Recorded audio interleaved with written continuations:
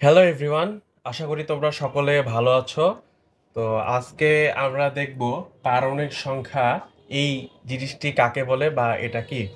এর আগের লেকচারে আমরা দেখেছি রাদারফোর্ড পরমাণু মডেল। তো সেখানে দেখেছিলাম যে কোনো একটা পরমাণুর কেন্দ্রে কে অবস্থান করে।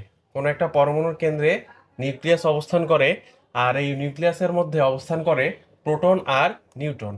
এই প্রোটন আর নিউট্রনকেই একত্রে বলা হয় নিউক্লিয়াস। আচ্ছা, তো পারমাণবিক সংখ্যা কাকে বলে?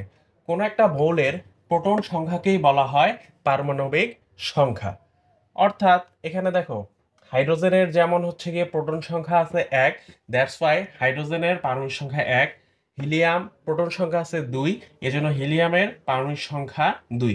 তো এভাবে হচ্ছে গিয়ে lithium 3, beryllium 4, boron 5, carbon 6, nitrogen 7, oxygen 8, fluorine 9, নিয়ন হচ্ছে 10।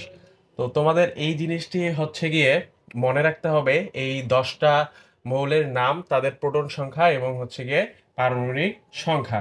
এবার আমরা দেখব ভর সংখ্যা কাকে বলে। আচ্ছা, এই যে প্রোটন সংখ্যা আছে এবং যে নিউট্রন সংখ্যা আছে, এটার সমষ্টিকেই বলা হচ্ছে গিয়ে ভর সংখ্যা। তো নির্দিষ্ট মৌলের জন্য নির্দিষ্ট মৌলের ভর সংখ্যা হচ্ছে গিয়ে নির্দিষ্ট। তো যেমন হাইড্রোজেনের ভর সংখ্যা 1, হিলিয়ামের 4, লিথিয়ামের 7, বেরিলিয়ামের 8, বোরনের 10, কার্বন 12, নাইট্রোজেন 14, অক্সিজেন 16, ফ্লোরিন 18, নিয়ন হচ্ছে 20। তো কথা হচ্ছে গিয়ে একটু আগে আমরা দেখলাম প্রোটন সংখ্যা, তারপর দেখলাম ভর সংখ্যা। তো এখান থেকে আমরা কি বুঝতে পারছি যে যদি কোনো একটা মৌলের ভর সংখ্যা এবং প্রোটন সংখ্যা আমার জানা থাকে, তাহলে নিউট্রন সংখ্যা আমরা খুব সহজেই বের করতে পারবো। ফর এক্সাম্পল, কার্বনের হচ্ছে গিয়ে তোমার ভর সংখ্যা 12 এবং কার্বনের পারমাণবিক সংখ্যা হচ্ছে গিয়ে 6। এখন আমাকে যদি বলে কার্বনের হচ্ছে গিয়ে নিউট্রন সংখ্যা কত হবে, তাহলে আমরা যদি 12 থেকে 6 বিয়োগ করি, তাহলেই হচ্ছে গিয়ে কি আমরা কার্বনের নিউট্রন সংখ্যাটা পেয়ে যাব। তারপর অক্সিজেনের জন্য আমরা পারমাণবিক সংখ্যা জানি কত বলতো, 8, আর এর ভর সংখ্যা হচ্ছে গিয়ে 16। 16 থেকে যদি 8 বিয়োগ করি, তাহলে কি এই হচ্ছে গিয়ে বিভিন্ন মৌলের আমরা যদি ভর সংখ্যা এবং প্রোটন সংখ্যা জানি, তাহলে খুব সহজেই নিউট্রন সংখ্যা বের করতে পারবো।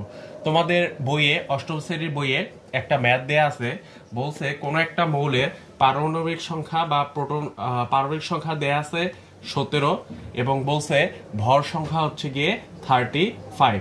এখান থেকে তোমাদেরকে নির্ণয় করতে বলছে প্রোটন সংখ্যা, ইলেকট্রন সংখ্যা আর নিউট্রন সংখ্যা। আচ্ছা, কথা হচ্ছে গিয়ে এটি হচ্ছে গিয়ে পারমাণবিক সংখ্যা দিছে আর এটা হচ্ছে গিয়ে ভর সংখ্যা দিছে।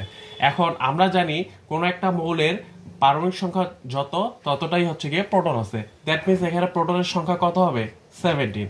আচ্ছা, ইলেকট্রনের সংখ্যা কত হবে, আমরা জানি যতটা প্রোটন থাকবে ঠিক ততটাই ইলেকট্রন থাকবে। দ্যাট মিনস এখানে ইলেকট্রনের সংখ্যা হচ্ছে গিয়ে 17।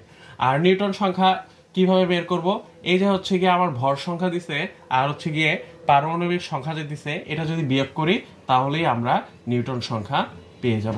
তো এরকম ম্যাথ তোমাদের হচ্ছে গিয়ে সৃজনশীলও দিতে পারে সিকিউ এর ক্ষেত্রে, আবার হচ্ছে গিয়ে এমসিকিউ এর ক্ষেত্রেও দিতে পারে। সো আশা করি তোমরা কি এভাবে যদি করো, ইনশাল্লাহ পেয়ে যাবা।